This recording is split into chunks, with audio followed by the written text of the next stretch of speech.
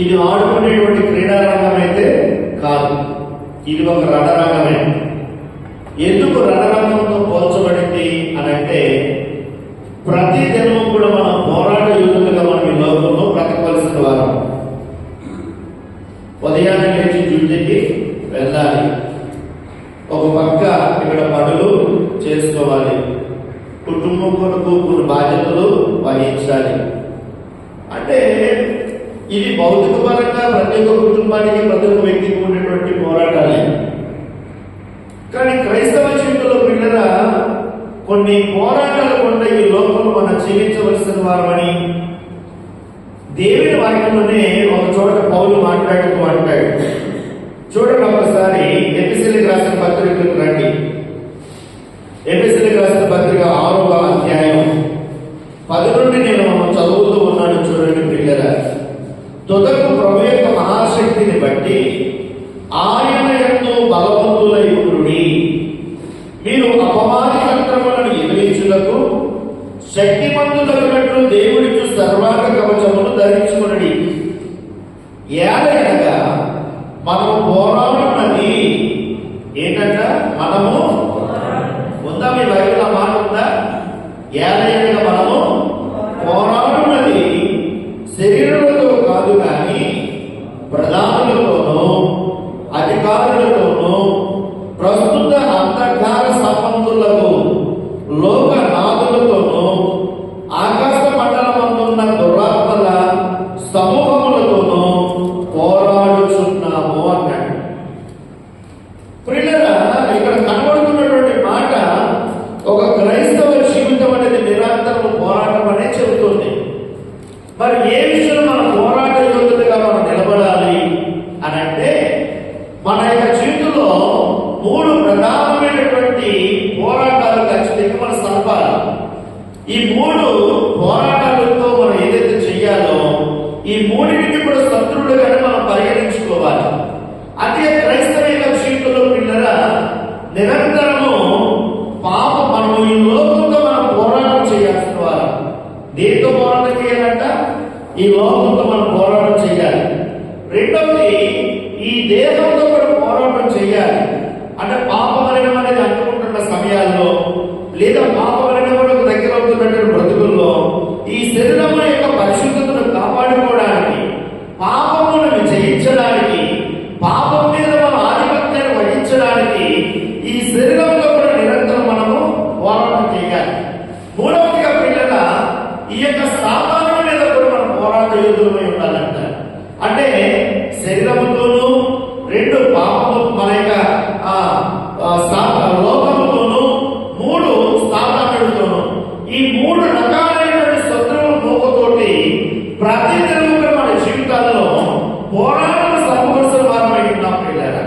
అలాంటి మన జీవితాల్లో దేవుని వాక్యం అంటుంది, ఇదిగో ఇలాంటి పోరాట యోధులుగా ఉన్నటువంటి మీ జీవితాల్లో మీకు మీరుగా మీరు ఎంత పోరాటం చేసినా, ఎంత ప్రయాసపడినా, ఎంత పోరాట యోధులుగా మీరు పోరాడుతున్నప్పటికీ కూడా మీ జీవితాల్లో మాత్రం విజయాన్ని పొందాలంటే అది యేసుక్రీస్తునందు విశ్వాసం ఉంచడం, యేసుని అంగీకరించడం, యేసుని విశ్వాసం ఉంచడం వల్ల మాత్రమే అది మీకు సాధ్యమైన విషయాన్ని ఈ యొక్క పౌరులు మాట్లాడుతున్నట్టుగా మనం చూస్తున్నాం లేదా? అదే దేవుని వాక్యంలో చూడండి, అపొస్తలుడైన పౌలు మాట్లాడుతూ అంటాడు, అయినను మనల్ని ప్రేమించిన వారి ద్వారా మనం వీటన్నిటిలో అత్యధిక విజయం పొందుతున్నాం. ఏం పొందుతున్నాం అన్నాడు ఆయన? అత్యధికమైనటువంటి విజయాన్ని పొందుతున్నాము అన్నాడు. అంతేకాదు కొరింథీయులకు రాసినటువంటి 1వ పత్రిక 15వ అధ్యాయంలోకి రండి.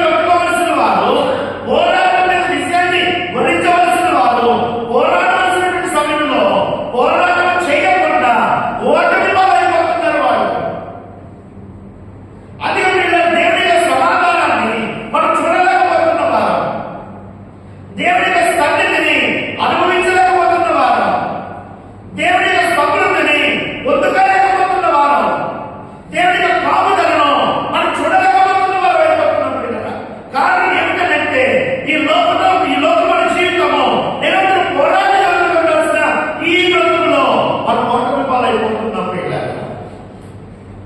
అది దేవుడి వాక్యం అంటుంది, నీ జీవితము ఒక విజయ పథంలో ఉన్నారంటే దేవుడి వాక్యం స్పష్టంగా మాట్లాడుతుంది. యేసుక్రీస్తునందు విశ్వాసం ఉంచాలి. యేసునందు విశ్వాసం ఉంచిన వారే యేసును అంగీకరించాల్సిన వారే. దేవునికి మహిమ కలుగుగాక. హల్లెలూయా. అంటే దేవుడి వాక్యంలో నేను పెట్టిన భిక్షులు మీరు చూసి నాకు జవాబు చెప్పండి పిల్లరా. ఏం కనబడుతుంది ఇక్కడ మీకు? లాస్ట్ వీక్ కొన్ని దేవుడి యొక్క ఏర్పాటులను మనం ధ్యానం చేస్తాం.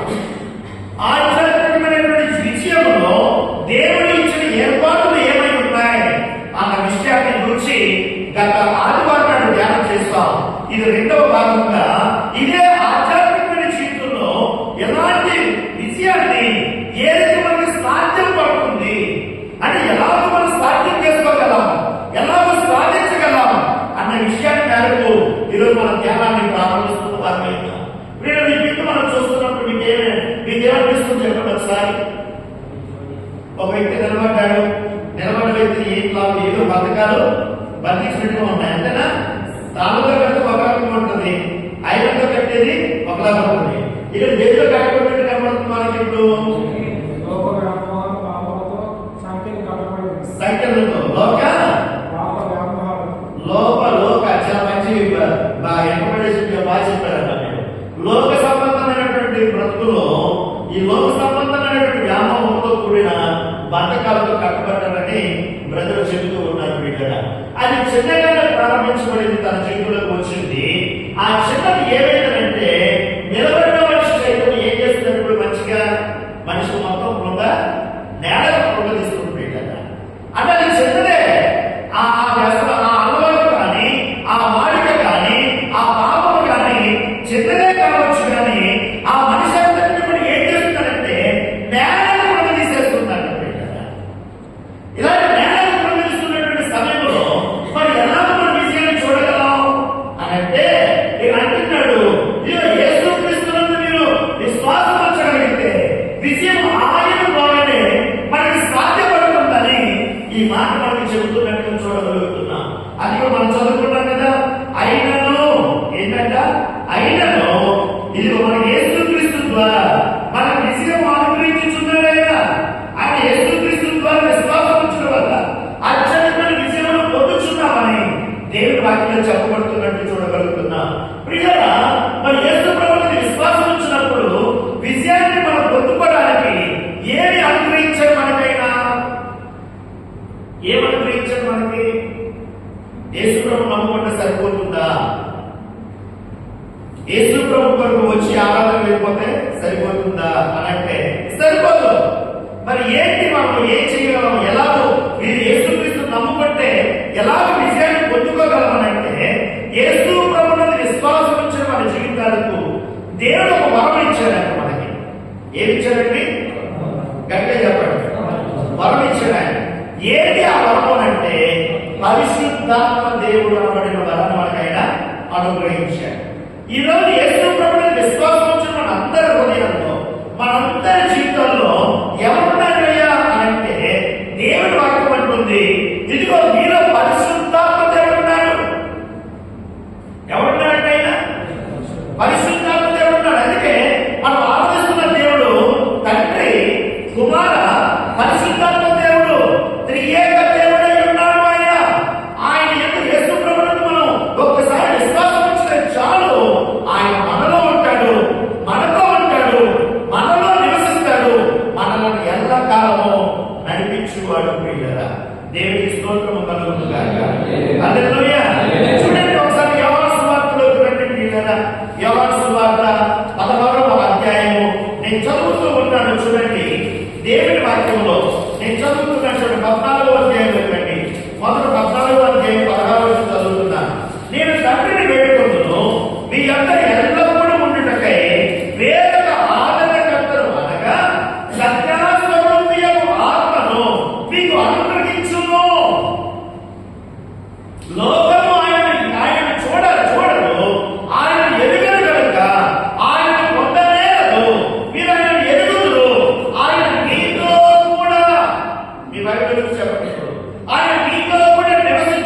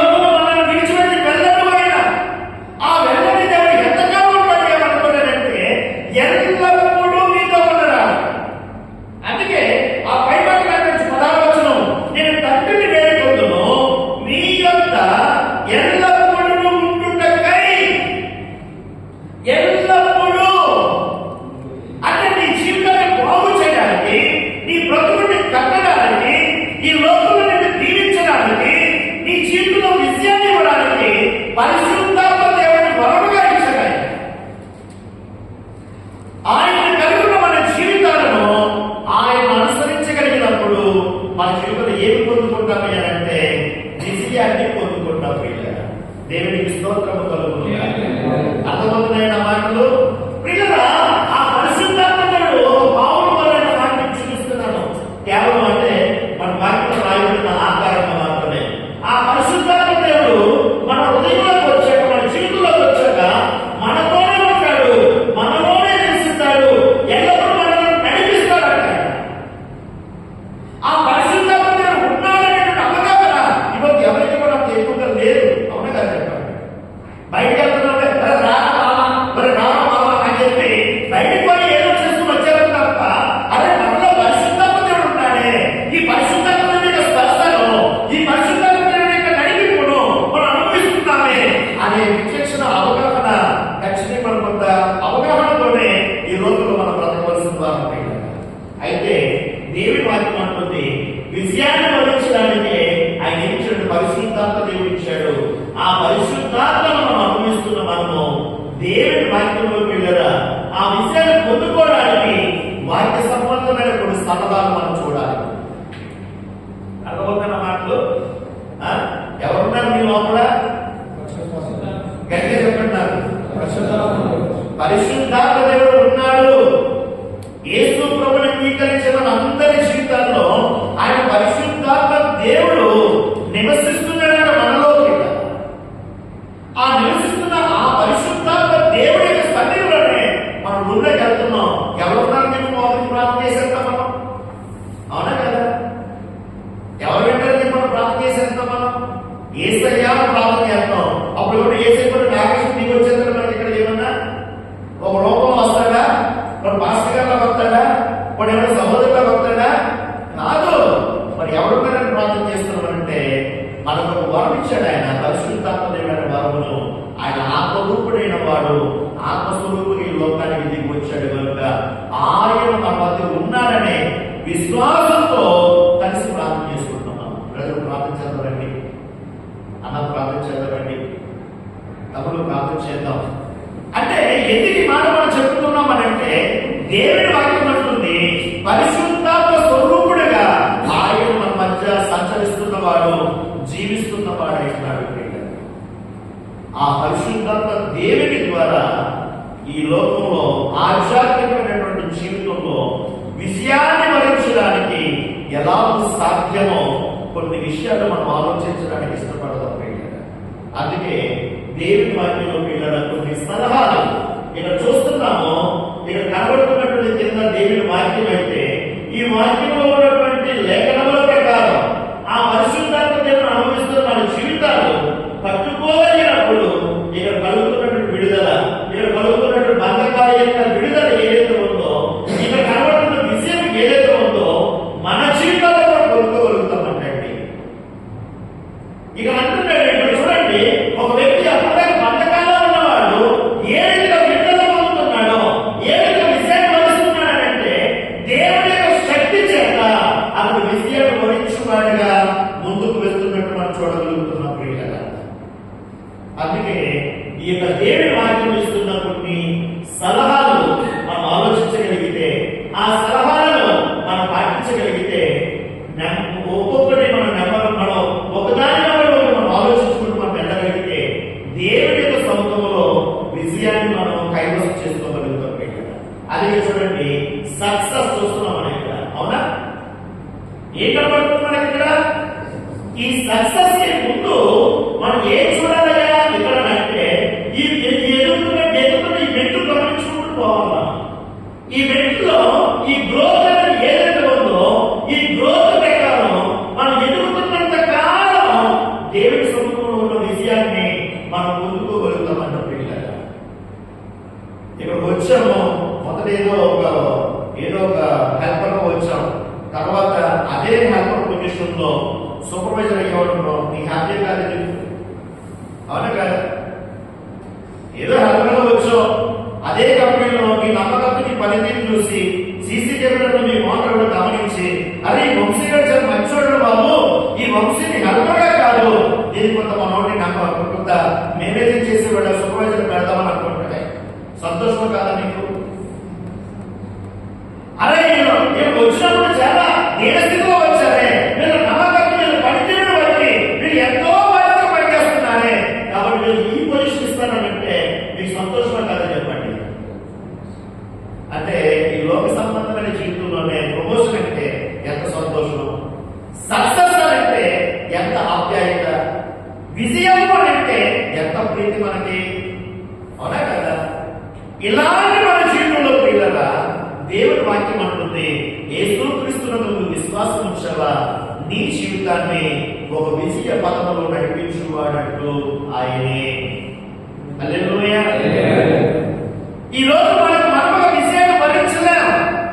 అందుకే పరిశుద్ధాత్మ దేవుడు లోకానికి వచ్చినప్పుడు ఆయన ఎలాంటి విజయాన్ని ఇవ్వగలిగిన వాడు అంటే, చూడండి దేవుని వాక్యంలో నేను చదువుతున్నాను, యోహాను సువార్త 16వ అధ్యాయం ప్రియులారా, యోహాను సువార్త 16వ అధ్యాయంలో నేను చదువుతున్నాను చూడండి 7వ వచనం ప్రియులారా.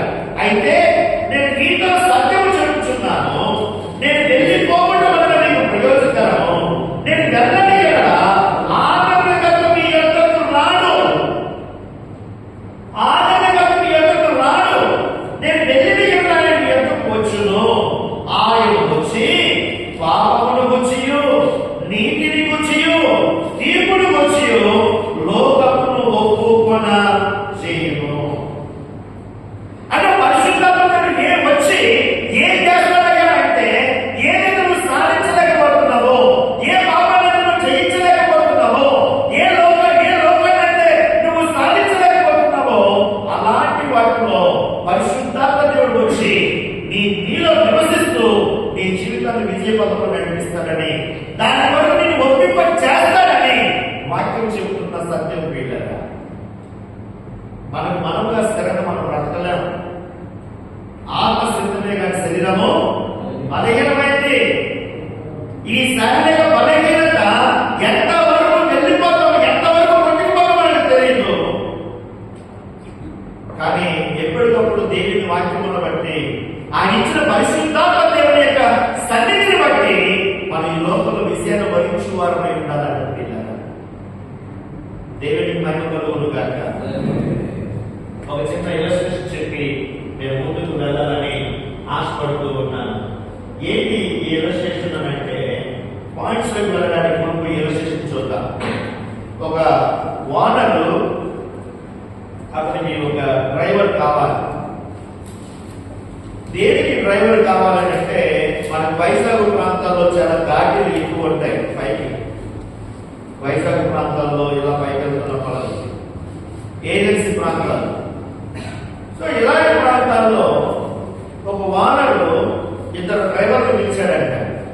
పిలిచి ఇద్దరు డ్రైవర్లకి అన్నాడంట, ఇదిగో ఆ పైన ఉన్నటువంటి కొండ శిఖరానికి మీరు వెళ్ళాలి కుటుంబంతో, నువ్వు ఎలా తీసుకెళ్ళగలవు అని అడిగాడంట.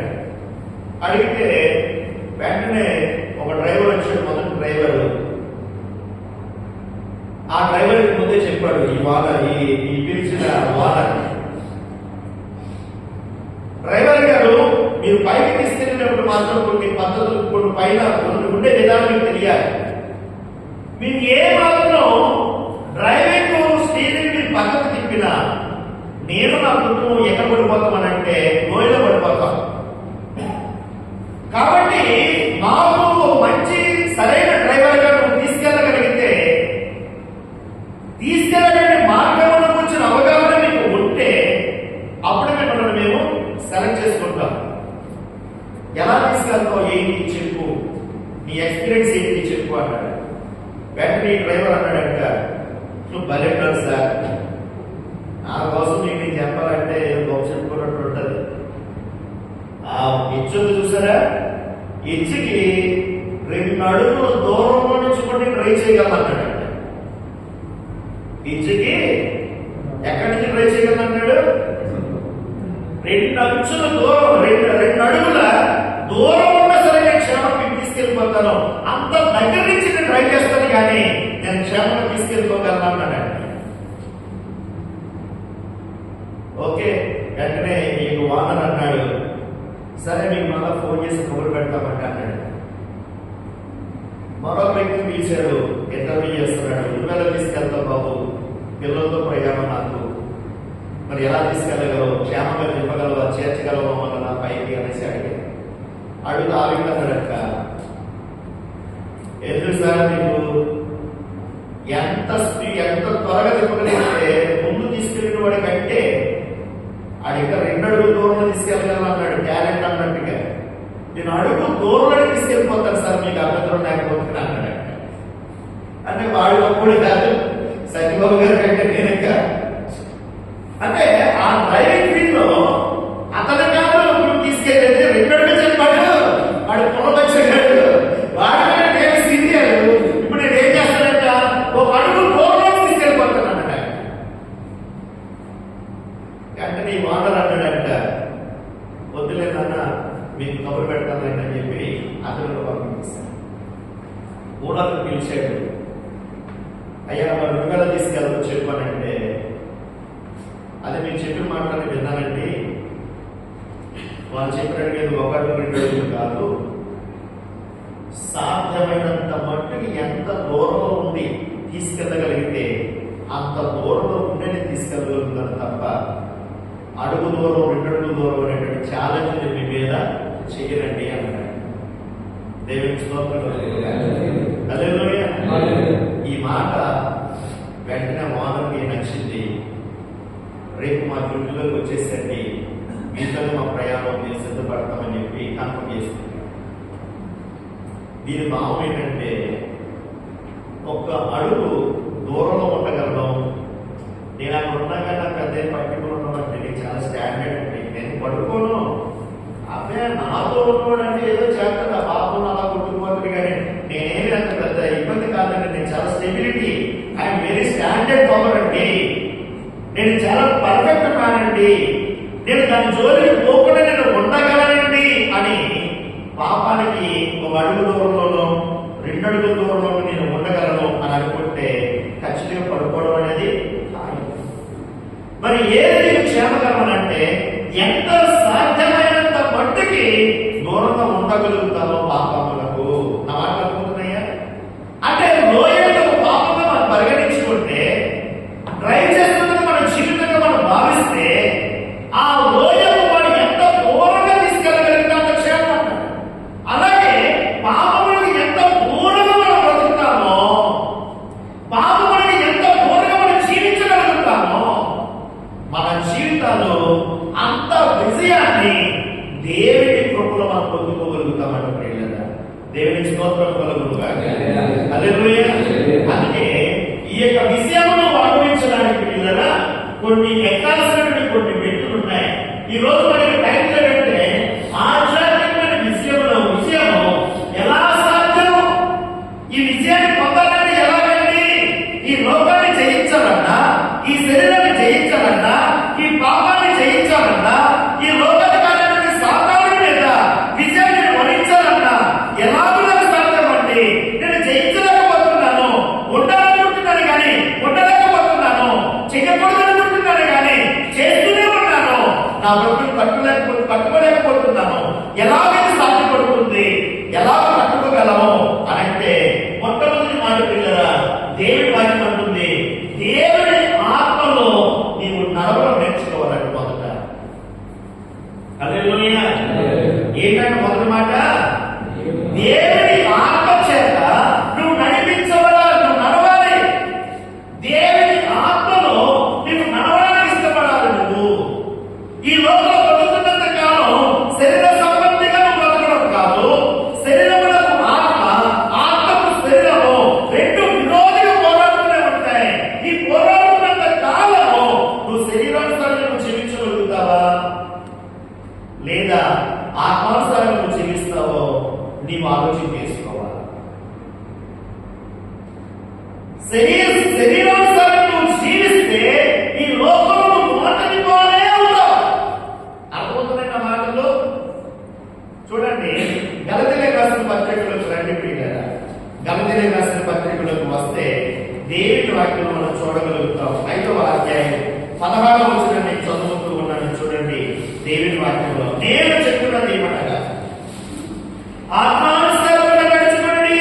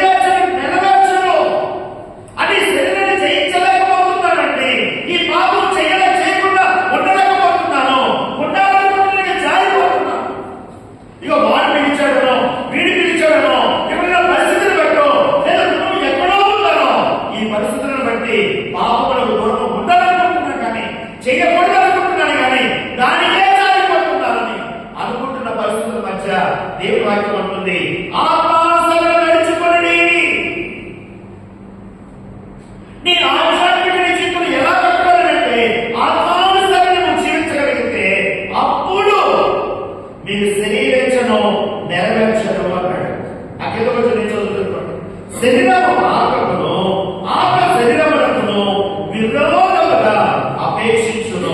ఇవి ఒకదానికొకటి వ్యతిరేకంగా ఉన్నవి. మీరు ఏమి చేయగలి నిశ్చయించును, వాటిని చేయకూడదు. అందుకే మీరు ఆత్మ చేత నడిపింపబడేది ఎడలా. ఎవరి చేత నడిపింపబడాలి? శరీర సంబంధిలో నడిపించబడితే ఎంతకాలం మందిరం వచ్చిన నీ చుట్టూ బాగుపడదు. నువ్వు శరీర సంబంధిగా జీవిస్తున్నంత కాలం దేవుడు ఎంత చక్కటి పాటలు పాడినా, ఎంత చక్కటి ఆటలో పాల్గొన్నా, ఎంత మంచి వాక్యం విన్నా, శరీర సంబంధంగా నువ్వు జీవిస్తే కనుక నువ్వు ఆత్మస్వరం లేకపోతే ఏమాత్రం నీ ప్రయోజనం లేదు. నీ ఆధ్యాత్మికమైన జీవితాన్ని దేవుని ఆత్మ చేత మనము నడుచువారమై ఉండాలంట. మనము నడవాలి. దేవుని ఆత్మ చేత మనం నడవడానికి సిద్ధపడవలసిన వారము, ఆశించవలసిన వారము. ఇంకెంతగా నడవకుండా ఉంటాం, ఇంకెంతగా ఎగరకుండా ఉంటాం, ఇంకెంతగా వాటిని పాలవుతాం, ఇంకెంతగా అపజయం పాలవుతాం, ఇంకెంతగా దేవుని కార్యాలు చూడలేని స్థితిలో ఇంకెంతగా బతుకుతాం. ఈరోజు దేవుని మందిరానికి వస్తూనే ఉంటాం, లోకంలో పోతూనే ఉంటాం. పాస్టర్ గారు ఎక్కడో ఉన్నాడు కాబట్టి, మందిరం ఎక్కడో కాబట్టి, ఆదివారం ఆరాధనే కదా, మళ్ళీ ఈ వారం మళ్ళీ మనకు కనపడదు కాబట్టి అని అనుకుంటే అది శరీర సంబంధమైన ద్వారం. నా మాట మీకు అర్థమవుతున్నాయా? రోమపత్రికలకు రండి ఒక్కసారి. 8వ శరీరానుసారమైన మనసు ఏమవుతుందన్నాడు? శరీరానుసారమైన మనసు. చూడండి, దేవుని వాక్యంలో నేను చదువుతున్నాను. రోమపత్రిక 8వ కాగా శరీర స్వభావము గలవారు దేవుని సంతోషపరచనేరరు.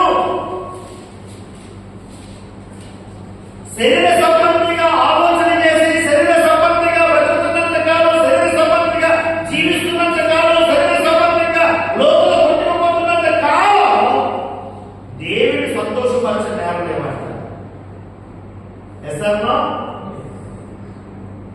ఇంకొంచెం కిందకు వచ్చాక పైన చూడండి, 3వ వచనం చదువుతున్నాను. శరీరము అనుసరించక ఆత్మను అనుసరించి నడుచుకొను మనయందు ధర్మశాస్త్ర సంబంధమైన నీతిని నెరవేర్చబడవలెనని పాప పరిహారము నిమిత్తము దేవుడు తన సొంత కుమారుని పాప శరీరాకారముతో పంపి ఆయన శరీరమందు పాపమునకు శిక్ష విధించెను.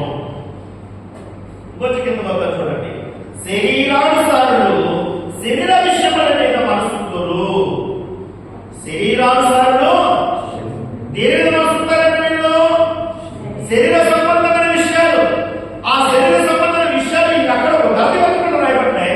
అక్కడికి కూడా మనం వెళ్దాం కదా. కానీ ఇక్కడ ఈ రోజు మనం ఆలోచించేద్దాం. చూడండి, ఆత్మానుసారులు ఆత్మ విషయముల మీద మనసుంతురు. శరీరానుసారమైన మనసు ఏమని చెప్పబడింది? చెప్పండి, శరీరానుసారమైన మనసు ఏమని చెప్పాడు అక్కడ? మీ బైబిల్లో చూడండి ఒకసారి. రోమపత్రిక 8వ అధ్యాయము 5వ వచనం మధ్య భాగంలో శరీరానుసారమైన మనసు మరణం. ఇంకెంతకాలం శరీరానుసారంగా మనం జీవిస్తాం చెప్పండి? ఇంకెంతకాలం శరీరం లోబడిన వారమై శరీర కోరికల నిమిత్తము, శరీర భాగమును బట్టి శరీర కోరికలను తీర్చుకోవడానికి ఇంకెంతకాలం పట్టుకుపోతాం చెప్పండి? దాని ఫలితం ఏమిటంటే నేను వారికి స్పష్టంగా చెప్తుంది, అది మరణమైపోతుంది. ఆ మరణమైపోతున్న బ్రతుకులో శరీరానుసారంగా ఉండడం కాదు, ఆత్మానుసారంగా ఉండగలిగితే అది నీకు జీవము అని అన్నాడు. 6వ వచనం చదువుతున్నాను చూడండి. ఆత్మానుసారమైన మనసు జీవమును సమాధానమునై ఉన్నది. మరొక మాట చూడండి, అక్కడ అంటున్నాడు దేవుడి వాక్యంలో, ఏమనగా శరీరానుసారమైన మనసు దేవుడికి విరోధమైనది. దేవుడికి విరోధమైనది. దేవుడి వాక్యం అంటుంది చూడండి, దేవుడి వాక్యం స్పష్టంగా చెప్తుంది, నువ్వు శరీరానుసారంగా ఆలోచించొద్దు. శరీరానుసారంగా ఉండడం అంటే ఏంటండి? కలిగి పత్రికలకు రండి ప్రియులారా. 5వ అధ్యాయం 19 చదువుతున్నాను చూడండి. శరీర కార్యములు స్పష్టమై ఉన్నవి, అవేమనగా జారత్వము అన్నాడు. జారత్వం అంటే అక్రమ సంబంధాలు, వివాహం కాకముందే వివాహం తదుపరి అక్రమ సంబంధములు వెంబడి జీవించేవారు, అపవిత్రత, కాముకత్వము, విగ్రహారాధన, అభిచారము, ద్వేషములు, కలహము, మత్సరములు, క్రోధములు, కక్షలు, భేదములు, విమతములు, అసూయలు, మతములు, అల్లరితో కూడిన ఆటపాటలు మొదలైనవి, వీటిని గురించి నేను మునుపు చెప్పిన ప్రకారము ఇట్టి వాటిని చేయువారు దేవుని రాజ్యమును స్వతంత్రించుకొన నేరరు.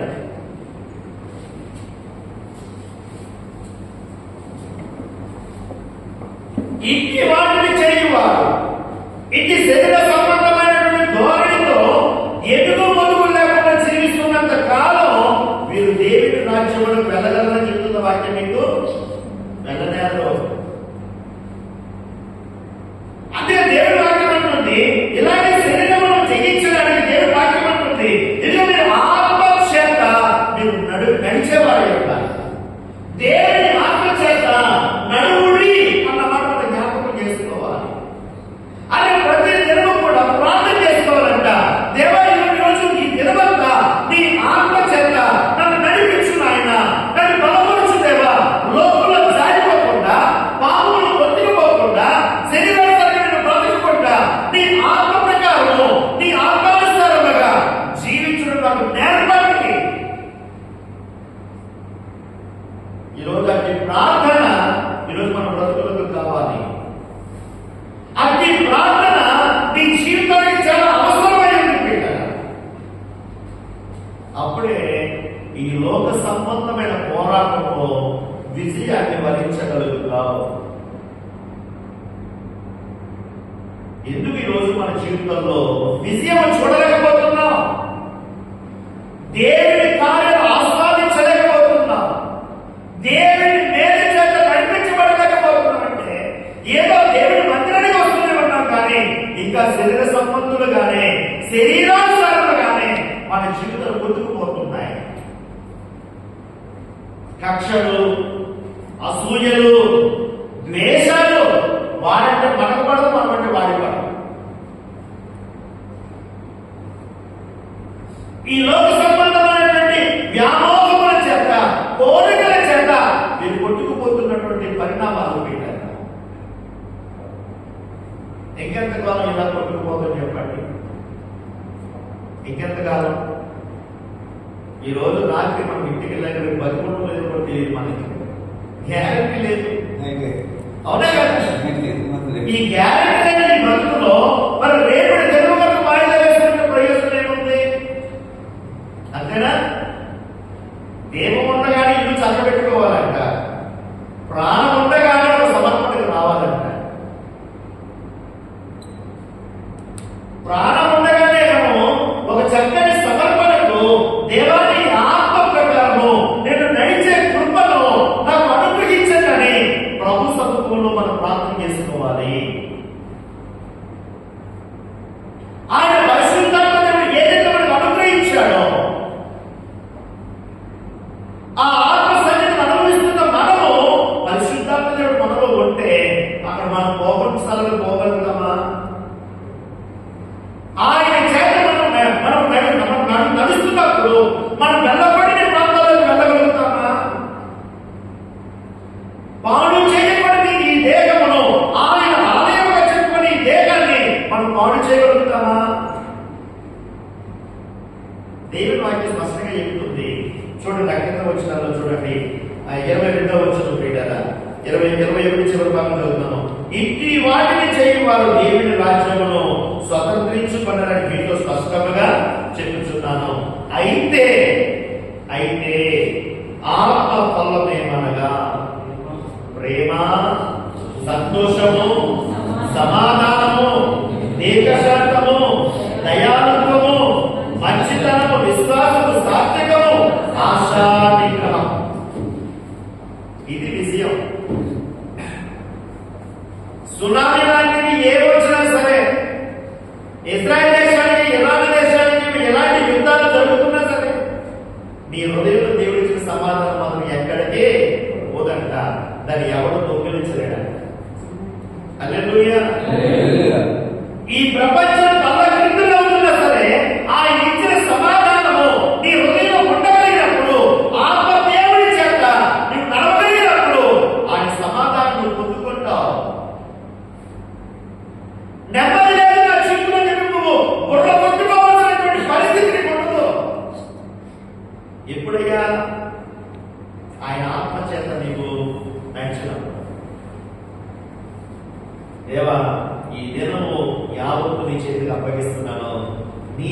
ఆత్మచేత నన్ను నడిపించు.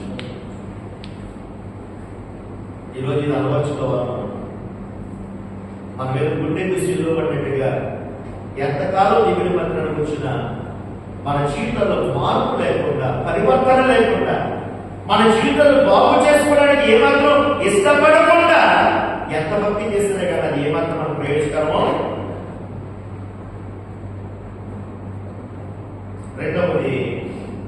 రెండవది చూద్దాం పిల్లరా. దేవుని వాక్యంలో ఏంటి రెండవ మెట్టు అని అంటే దేవుని ఆత్మకు లోబడి లేదా దేవుని ఆత్మను ఆత్మకుడి. ఈ లోకంలో నీ జీవితంలో విజయ పదముగా ఉండాలంటే ఈ లోకాన్ని, ఈ పాపాన్ని, దేహాన్ని, లోకంలో సాతాన్ని నీవు పోరాడయోగుడిగా నీవు పోరాడి గెలవాలంటే దేవుని ఆత్మకు నీవెవ్వాలంటే ఇప్పుడు ఈ రోజు నీలో ఉన్నటువంటి పరిశుద్ధాత్మ దేవుడు నీతో మాట్లాడుతుంటాడైనా, నీ మనస్సాక్షి ద్వారా నీతో గర్తిస్తూ ఉంటాడు. అప్పుడు నువ్వు వెళ్ళకూడదని కొన్నిసార్లు మాట్లాడతాడు, నువ్వు వెళ్ళడం మంచిది కాదని హెచ్చరిస్తాడు. దేవుని వాక్యం మనం చదువుకుందాం పిల్లరా. రోమపత్రికలకు రండి, 6వ అధ్యాయం. నేను చదువుతూ ఉన్నాను చూడండి దేవుని వాక్యంలో 12వ వచనం నుండి. కాబట్టి శరీర దురాశలకు లోబడినట్టుగా చావులకు లోబైన మీ శరీరమందు పాపమును యాడనీయకుడి. మీ శరీరమందు ఏమి యాడనీయకుడంట? మీ శరీర దురాశలకు లోబడినట్టుగా చావులకు లోబైన మీ శరీరమందు పాపమును యాడనీయకుడి అందుకంటాడు. మరియు మీ అవయవములను దుర్నీతి సాధనములుగా పాపమునకు అప్పగింపకుడి. మీ అవయవాలు ఉన్నాయే, మీ అవయవాలు పాపమునకు మీరు అప్పగింపకూడదు. మీరు పాపము చేయడానికి మీ అవయవాలను మీరు పురుగొట్టుకోకూడదు. అంటే ఇక్కడ మీరు ఒకరి దేహాన్ని పాపానికి అప్పగిస్తే పిల్లరా మనకి ఏం కలుగుతుందంట చూడండి. దేవుని వాక్యంలో నేను చదువుతున్నాను. దేవుని వాక్యంలో చూడండి పిల్లరా, 16వ వచనం నేను చదువుతున్నాను చూడండి. లోబడుటకు దేనికి మిమ్మల్ని మీరు దాసులుగా అప్పగించుకుందురు, అది చావు నిమిత్తముగా పాపమునకే గాని నీతి నిమిత్తముగా విధేయతకే గాని దేనికి మీరు లోబడుతురో దానికే దాసు నమ్ముతురని మీరు ఎరుగరా. పాపము చేయ ప్రతివాడు పాపమునకు దాసుడంట. ఆ దాసుడు వాడి మీద వాడి మీద ఏది కథలు చేస్తున్నారంటే మరణం ఎలుబడి చేస్తుందంట. పాపం వల్ల వచ్చి జీతము అనడం. ఈ పాపం వల్ల వచ్చి జీతం మరణం అనే దాని క్రింద ఎంతకాలం బతుకుతామో, ఎంతకాలం ఈ దేహంలో అవయవులను పాపములకు అప్పగించుకుంటాం మనం. దేవుని వాక్యం ఇక్కడ అందుకంటుంది చూడండి. 17వ వచనం కూడా చదువుతున్నాను. మీరు పాపములకు దాసులయ్యుండురు గాని ఏ ఉపదేశ క్రమములకు మీరు అప్పగింపబడుతురో దానికి హృదయపూర్వకంగా లోబడిన వారై యేసు ప్రభువుని విశ్వాసం ఉంచామని చెప్పి ఆరాధన వచ్చి వెళ్ళిపోయినంత మాత్రాన అది ఏమాత్రం ప్రయోజనం కాదు. మరి ఎప్పుడైనా నీకు ప్రయోజనం అంటే దేవుని ఆత్మకు నీవు లోబడాలంట. ఆయన నీతో మాట్లాడుతున్న వాక్యం ద్వారా నీ జీవితాన్ని సరిచేసుకోవాలంట. నీలో ఉన్నటువంటి లోపములను సరిదిద్దుకుంటూ ఒక విజయ పదమును నీ బ్రతుకుని కట్టుకోవాలంట. నా మాటలు అర్థమవుతున్నాయా మీకు? పాపము అనేది చాలా భయంకరమైనది. పాపము అనేది చిన్నదే కావచ్చు, అది ఏ చిన్నదైనా సరే నీ జీవితాన్ని ఏం చేస్తుందంటే ఓటమి పాలు చేస్తుందని. నీ జీవితంలో దేవుడి కార్యం అనుభవించకుండా ఆ పాప బంధకాలు నిన్ను వెనుకలు రాగి పెడతాయి, ఓటమి పాలు చేస్తాయి, అపజయాలు, సమాధానం ఉండదు. ఏ మాత్రం కూడా దేవుని యొక్క కార్యాలు చూడలేవు. కారణం ఏంటంటే మనం కొంచెం ఏదో ఉంటుంది లోపల, మన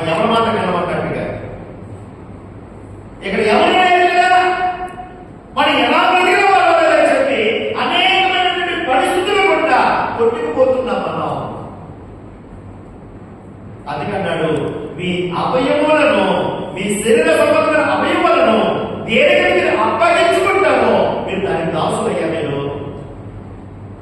దేనికి అప్పగించుకున్నారు మీరు అని అంటే, ఇదిగో పాపమునకు అప్పగించుకుంటే చివరకు మరణమే. ఆ కిందకు వచ్చే మరొక మాట అంటున్నాడు చూడండి దేవుని వాక్యంలో. మరి దేనికి అప్పగించుకోవాలని అంటే ఇక్కడ అంటున్నాడు 11వ వచనంలో, అయితే మృతులలో నుండి సజీవులు అనుకొని మిమ్మల్ని మీరే దేవునికి అప్పగించుకుని. ఎవరికి అప్పగించుకోవాలంటే మనము దేవునికి అప్పగించుకోవాలి.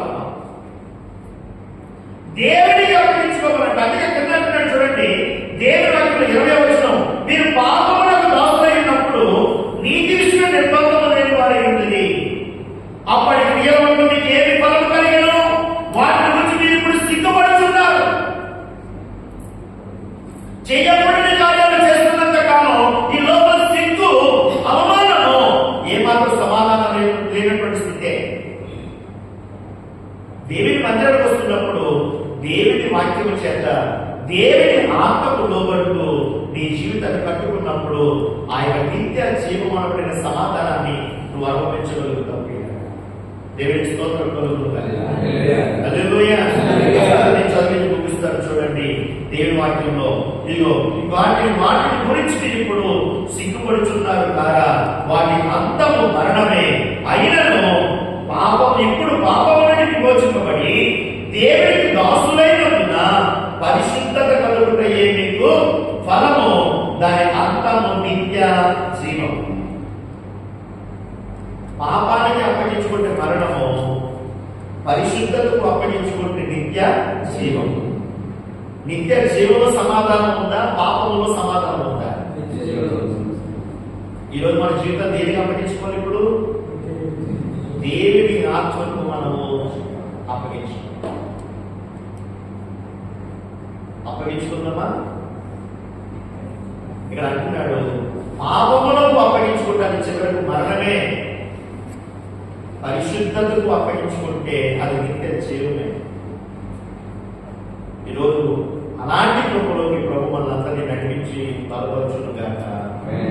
అది లేచి నిలబడతామండి. మిగిలినటువంటి వివరాలు మనం వచ్చే వారం కూడా ధ్యానం చేద్దాం.